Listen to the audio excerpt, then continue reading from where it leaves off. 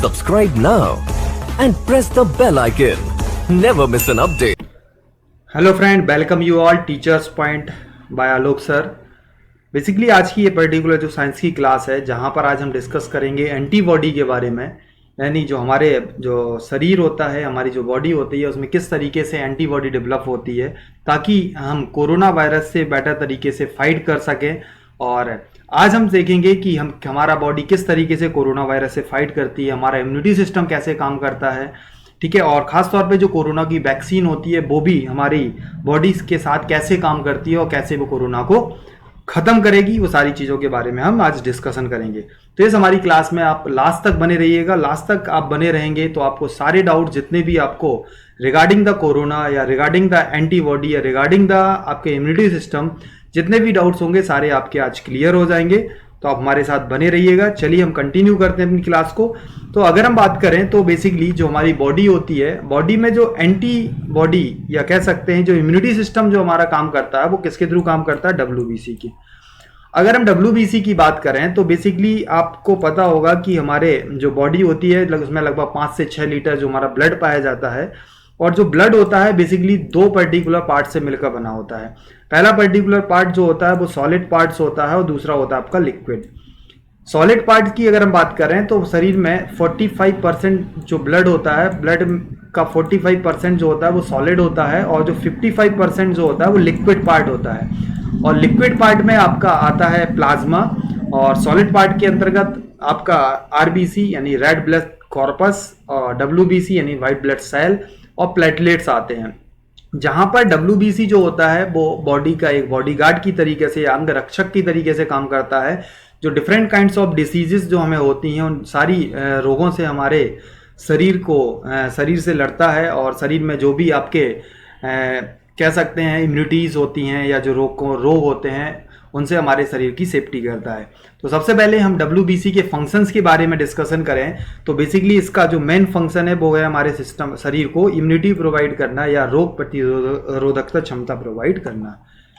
Shape की अगर हम बात करें तो इसका कोई भी पर्टिकुलर शेप नहीं होता है। जिस तरीके से अगर हम बात करें तो ब्लड के जो शेप होते हैं, इस तरीके से अगर हम इसकी बात करें तो WBC का कोई भी शेप नहीं होता है, डिफरेंट शेप में पाया जाता है। लाइक एज अमीबा की तरह, जिस तरीके से अमीबा का भी कोई एक फिक्स शेप नहीं होता है, उसी तरीके से जो आपका WBC होता है उसका भी कोई फिक्स शेप नहीं होता है। आगे अगर हम बात करें तो बेसिकली सेल की प्रॉपर्टी क्या होती है, सेल के अंदर क्या पाया जाता है? न्यूक्लियस पाया जाता है, माइटोकॉन्ड्रिया जिसे हम कोशिका का पावर हाउस या पावर हाउस ऑफ सेल बोलते हैं, ठीक है। ये सारी चीज़ें पाई जाती हैं। तो WBC भी एक सेल है और सेल के अंदर क्या पाया जाएगा? न्यूक्लियस भी पाया जाएगा और माइटोकॉन्ड्रिया भी पाई जाएगी। आगे अगर हम बात करें तो जो WBC का जो लाइफ स्पैन होता है या जीवन काल जो होता है वो 4 से 5 दिन होता है। और अगर हम इसके टाइप्स के बारे में देखें तो WBC के जो डिफरेंट टाइप होते हैं, खासतौर पे 5 प्रकार की WBC या वाइट ब्लड सेल्स होती है हमारी बॉडी के अंदर। तो हर एक पर्टिकुलर सेल की अगर हम बात करें तो सबका अलग अलग लाइफ स्पैन होता है। यानी मैक्सिमम लाइफ स्पैन की जब हम बात करें तो वो होता है आपका 21 डेज होता है।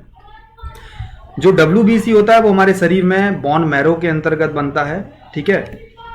WBC के टाइप की अगर हम बात करें तो सबसे पहला टाइप जो होता है जिसे हम इओसिनोफिल्स के नाम से जानते हैं, दूसरा टाइप होता है आपका बेसोफिल, तीसरा टाइप होता है आपका न्यूट्रोफिल और जो चौथा टाइप वो 5वां टाइप होता है वो मोनोसाइट और लिम्फोसाइट होता है। मोनोसाइट और लिम्फोसाइट की अगर हम बात करें तो मोनोसाइट को हम लार्जेस्ट WBC बोलते हैं और लिम्फोसाइट को हम क्या बोलते हैं? Smallest WBC। शेप की अगर हम बात करें तो बेसिकली न्यूक्लियस की अगर हम प्रेजेंट की बात करें तो जो इम्फोसाइज होता है इसमें खासतौर पे 2 ही न्यूक्लियस पाए जाते हैं। यानी इस सेल के अंदर कितने न्यूक्लियस होते हैं? 2 होते हैं, ठीक है। बेसोफिल के अंतर्गत अगर हम बात करें जो न्यूक्लियस होता है वो 2 से लेकर 3 न्यूक्लियस होते हैं, ठीक है। और न्यूट्रोफिल्स की अगर हम बात करें तो इसमें मैनी आपके न्यूक्लियस होते हैं। यानी इसमें जो न्यूक्लियस होते हैं वो चेन के रूप में पाए जाते हैं। और मोनोसाइट और लिम्फोसाइट की अगर हम बात करें तो उनमें केवल एक न्यूक्लियस पाया जाता है, जिसे हम कोशिका केंद्र भी बोलते हैं, केंद्रक के नाम से भी जानते हैं। देखिए हमारा जो WBC होता है वो किस तरीके से फर्स्ट स्टेज की जो इम्यूनिटी आपको प्रोवाइड करता है उसके बारे में अगर हम डिस्कस करें तो बेसिकली WBC का जो फर्स्ट टाइप है जिसे हम क्या बोलते हैं? बेसोफिल। जब भी कोई भी हार्मफुल फॉरेन पार्टिकल या बाहर से आया हुआ कोई भी फॉरेन पार्टिकल जो हमारी बॉडी को हार्मफुल पहुंचा सकता है या हानि पहुंचा सकता है, जैसे ही वो हमारे शरीर के अंदर पहुंचता है, हमारा बेसोफिल क्या हो जाता है, एक्टिवेट होता है और उसको आइडेंटिफाई करता है। आइडेंटिफाई करने के बाद ये एक केमिकल या रसायन बनाता है जिसे हम बोलते हैं हिटामाइन। क्या बोलते हैं? हिटामाइन बोलते हैं। और इस केमिकल एक फ्यूल की तरीके से काम करता है और इसका काम होता है इयोसिनोफिल को एक्टिवेट करना। जैसे ही ये हिटामाइन जैसे ही हमारे इयोसिनोफिल तक पहुंचता है, हमारा इयोसिनोफिल क्या हो जाता है, एक्टिवेट हो जाता है। और एक्टिवेट हो जाने के बाद ये क्या कर देता है, एक एलर्जी जनरेट करता है।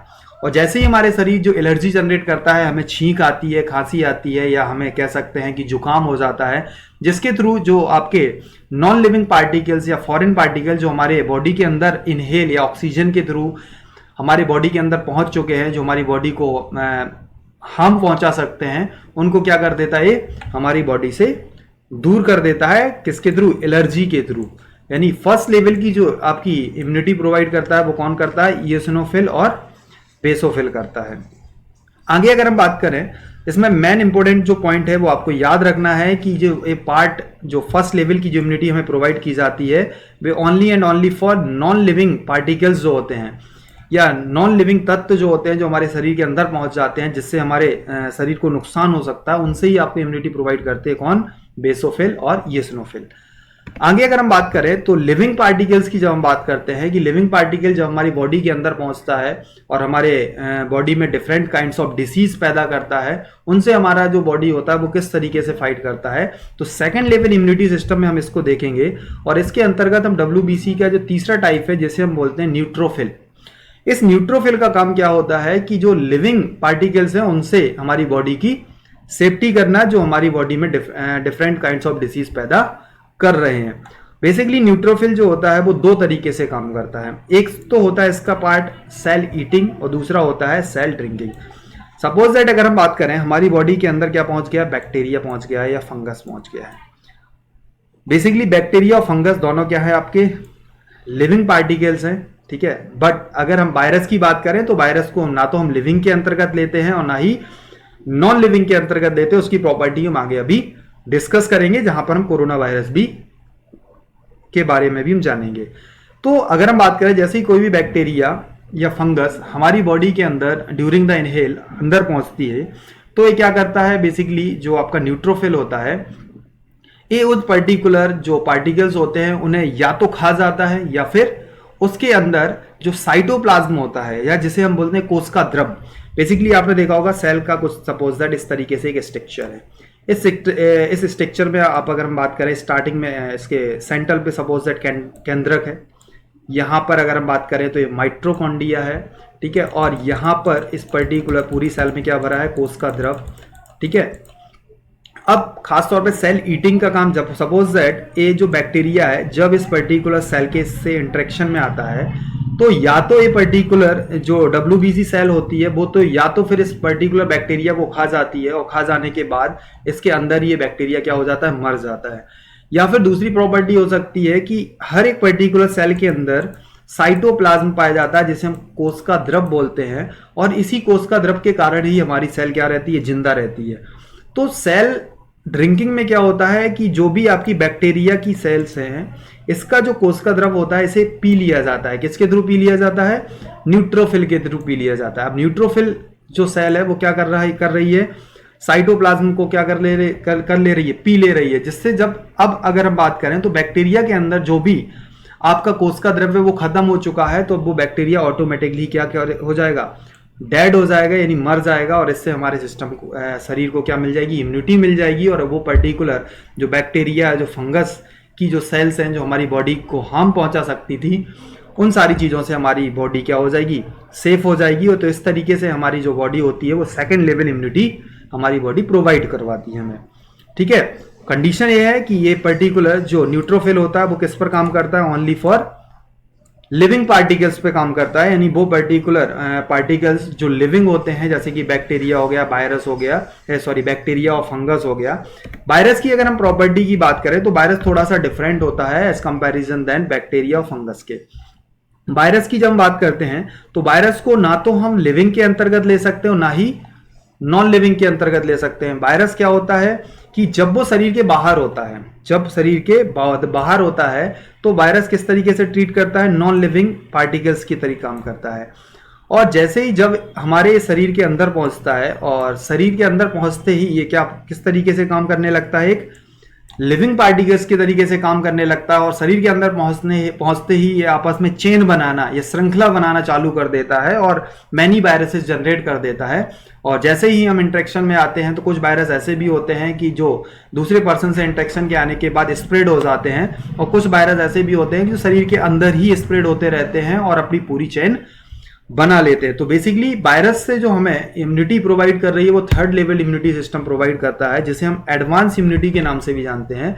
और जो थर्ड लेवल इम्यूनिटी या एडवांस इम्यूनिटी जो हमें प्रोवाइड करता है वो कौन प्रोवाइड करता है, वो करता है हमें मोनोसाइट या लिम्फोसाइट। बेसिकली मोनोसाइट जो होता है वो एक WBC का ही टाइप है और मोनोसाइट का काम होता है वायरस को आइडेंटिफाई करना।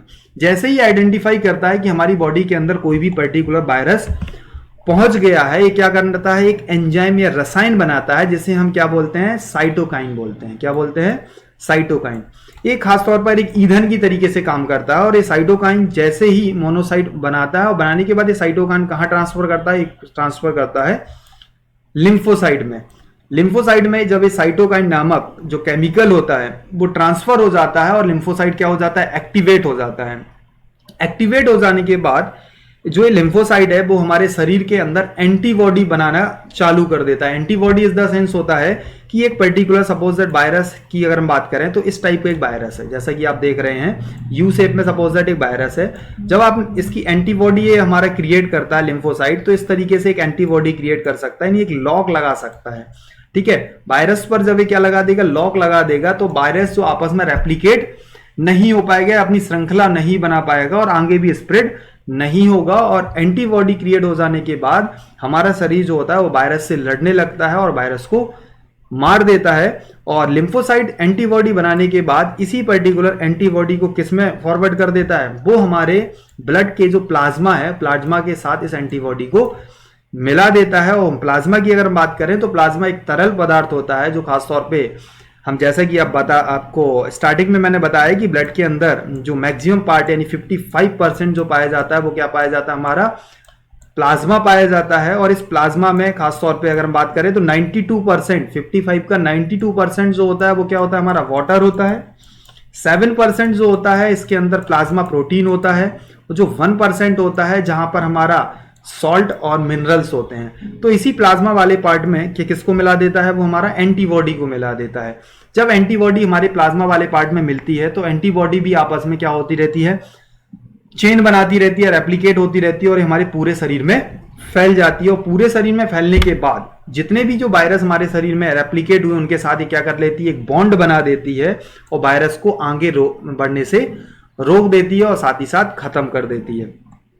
और जब भी लिम्फोसाइट हमारी बॉडी में एंटीबॉडी क्रिएट कर देता है तो इसकी जानकारी किसके पास स्टोर रहती है, मेमोरी सेल के अंदर स्टोर रहती है। और मेमोरी सेल अगर दोबारा से कभी ये वायरस हमारी बॉडी पर अटैक करता है तो मेमोरी सेल ऑटोमेटिकली आपकी एंटीबॉडी क्रिएट करती रहती है और फिर आपको इस पर्टिकुलर वायरस का कोई भी इफेक्ट आपकी बॉडी पर नहीं दिखता है और हमारा जो शरीर होता है वो स्वस्थ रहता है, उसका वायरस का कोई भी इम्पैक्ट नहीं पड़ता है। तो आप आज समझ गए होंगे कि एंटीबॉडी क्या होती है। एंटीबॉडी खासतौर पर क्या होता है, एक प्रोटीन होता है जो खासतौर पे कौन बनाता है, लिम्फोसाइट बनाता है। और इसका काम क्या होता है, जो वायरस होते हैं उससे लड़ना और उसे लॉक कर देना और इसको शरीर के अंदर फैलने से रोकना। और इसकी इंफॉर्मेशन कहाँ रहती है, मेमोरी सेल के अंतर्गत होती है। लिम्फोसाइट दो चीजों को बनाता है, एक एंटीबॉडी और दूसरा मेमोरी सेल।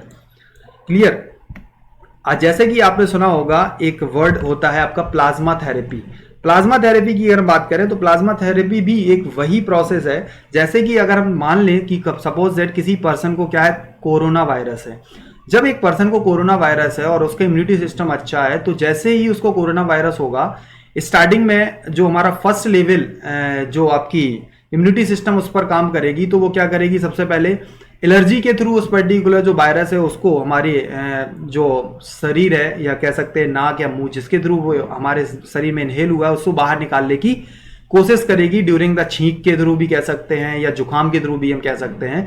लेकिन जब फर्स्ट स्टेज में काम नहीं होता है उसका, तब वो सेकंड स्टेज में पहुंचती है और सेकंड स्टेज में जब देखती है कि ना ये तो एक लिविंग और नॉन लिविंग दोनों ऑर्गन से, यानी कह सकते हैं इसकी कोई भी पर्टिकुलर संरचना नहीं है, तो ये सेकंड स्टेज से भी फॉरवर्ड होके कहां पहुंचता है, थर्ड स्टेज में पहुंचता है। और थर्ड स्टेज में जैसे ये पहुंचता है तो वहां पर हमारा शरीर क्या करने लगता है, एंटीबॉडी डेवलप करने लगता है। और जब हमारे शरीर के अंदर एंटीबॉडी डेवलप हो जाती है तो ये वायरस को हमारे शरीर से खत्म कर देता है और हमारा जो शरीर होता है वो स्वस्थ हो जाता है और हम बेटर फील करने लगते हैं और वायरस हमारे शरीर से खत्म हो जाता है। एक बार व्यक्ति के शरीर में एंटीबॉडी बनने के बाद, ठीक है, जो मेमोरी सेल्स होती हैं उसके अंदर उनका रिकॉर्ड होता है और एक स्वस्थ व्यक्ति जिसको पहले कोरोना वायरस हुआ है, अगर हम उसकी एंटीबॉडी को प्लाज्मा के साथ निकाल लें और एक वो व्यक्ति जिसको कोरोना हुआ है उसके अगर बॉडी में हम प्लाज्मा को ट्रांसफर करते हैं जिसमें एंटीबॉडी भी अवेलेबल होती हैं, ठीक है, तो इसी पर्टिकुलर प्रोसेस को हम क्या बोलते हैं, प्लाज्मा थेरेपी, जिस पर खासतौर पे हमारी जो रिसर्च टीम है, जो खासतौर पे हमारे साइंटिस्ट हैं, वो इसी पर्टिकुलर प्रोसेस पर काम कर रहे हैं, प्लाज्मा थेरेपी पर, जहां पर हम जो खासतौर पर कोविड-19 की जो एंटीबॉडी है उसको हम दूसरे व्यक्ति के अगर शरीर में ट्रांसफर करते हैं तो कैसे वो काम करती है और कैसे वो कोरोना वायरस से लड़ती है और उस पर्टिकुलर व्यक्ति को स्वस्थ कर देती है। कंडीशन इसके साथ ये होती है कि जो खासतौर पर जो एंटीबॉडी प्लाज्मा होता है वो सेम ब्लड ग्रुप पर काम करता है।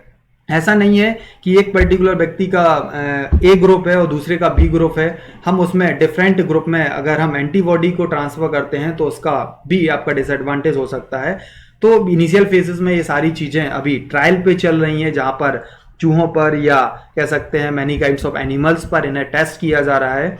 अगर ये सक्सेसफुल हो जाता है तो हमारा क्या हो जाएगा, एक वैक्सीन डेवलप हो जाएगी और वैक्सीन जैसे ही डेवलप हो जाएगी तो वो ऑटोमेटिकली जब हम वैक्सीन देंगे तो ऑटोमेटिकली हमारा शरीर क्या करेगा, एंटीबॉडी डेवलप करना चालू कर देगा। तो वैक्सीन का भी काम क्या होता है, वैक्सीनेशन में भी क्या होता है, वैक्सीनेशन में क्या होता है कि जो भी वायरस होता है उन्हें उसे हम डीएक्टिवेट करके क्या करते हैं, बॉडी के अंदर डालते हैं। डीएक्टिवेट करके जब बॉडी के अंदर डालते हैं तो उसका हमारी बॉडी पर इंपैक्ट नहीं पड़ता है, बट हमारा जो बॉडी होता है वो एंटीबॉडी क्रिएट कर देता है उस पर्टिकुलर वायरस के रिगार्डिंग।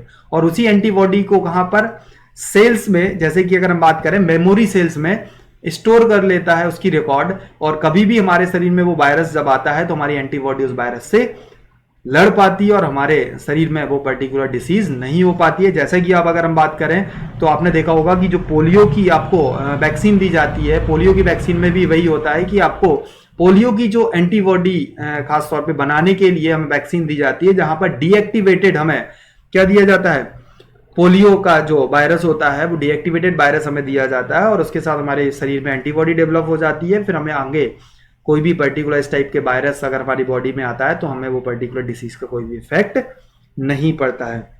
तो आज की क्लास में आपने जाना कि कैसे हमारी बॉडी में एंटीबॉडी डेवलप होती है, ठीक है, और साथ ही साथ अगर हम बात करें तो आपको कोरोना वायरस से डरने की कोई भी ज़रूरत नहीं है, क्योंकि हमारी बॉडी भी इतनी स्ट्रांग होती है कि वो उसे आसानी से लड़ सकती है अगर हमारा इम्यूनिटी सिस्टम अच्छा है। और इम्यूनिटी सिस्टम के लिए जो भी डॉक्टर्स आपको सजेशन देते हैं कि आपको नींबू पानी लेना है, या हम बात करें तो आपको अगर 2 से 3 कप चाय अगर डेली बेसिस पर आप लेते रहें, जिससे क्या होता है, और जो भी कह सकते हैं कि एंटीबॉडी डेवलप करने के लिए, या कह सकते हैं जो भी हमारी इम्यूनिटी सिस्टम डेवलप करने के लिए जो भी पदार्थ आपको शरीर के लिए जरूरी हैं उनका आप सेवन करते रहिएगा। अगर आपके शरीर का इम्यूनिटी सिस्टम अच्छा होगा तो कोरोना का आगे वाला भी और भी कोई भी वायरस होगा वो आपके शरीर को कुछ भी नहीं बिगाड़ पाएगा। तो घर पे रहिएगा, सेफ रहिएगा, मैक्सिमम लोगों के कांटेक्ट में आइएगा, कम आइएगा, ठीक है, और घर पे रह के ही आप इन सारी चीज़ों से लड़ सकते हैं, ठीक है। डरने की कोई बात नहीं है क्योंकि ऊपर वाला क्या है, अपने साथ है, ठीक है। तो हमारी क्लास में अभी तक बने रहने के लिए आपका बहुत बहुत धन्यवाद। अगर आपने हमारे चैनल को अभी तक सब्सक्राइब नहीं किया है तो आप इस चैनल को सब्सक्राइब कर लीजिए। अगर आपको लगता है कि बेटर कंटेंट आप तक पहुंच रहा है तो आप इस चैनल को जो भी वीडियोस मैं डाल रहा हूं उन्हें अपने फ्रेंड सर्कल के साथ भी शेयर कर सकते हैं, ताकि वो भी इस पर्टिकुलर वीडियो का बेनिफिट ले सकें। और रही बात अगर एग्जामिनेशन की हम बात करें तो रिसेंटली आप देख सकते हैं कि कोविड-19 का डिसीज ऑल ओवर वर्ल्ड में चल रहा है, तो एग्जाम के पॉइंट ऑफ व्यू से भी ये टॉपिक काफ़ी इंपॉर्टेंट हो जाता है। यहाँ भी आपसे पूछा जा सकता है कि एंटीबॉडी क्या है, कौन सा पर्टिकुलर एंजाइम है या कौन सा रसायन है जो एंटीबॉडी डेवलप करने का काम करता है। ये भी एग्जाम के पॉइंट ऑफ व्यू से काफ़ी इंपॉर्टेंट क्वेश्चन हो जाते हैं। हमारे साथ बने रहने के लिए थैंक यू वेरी मच।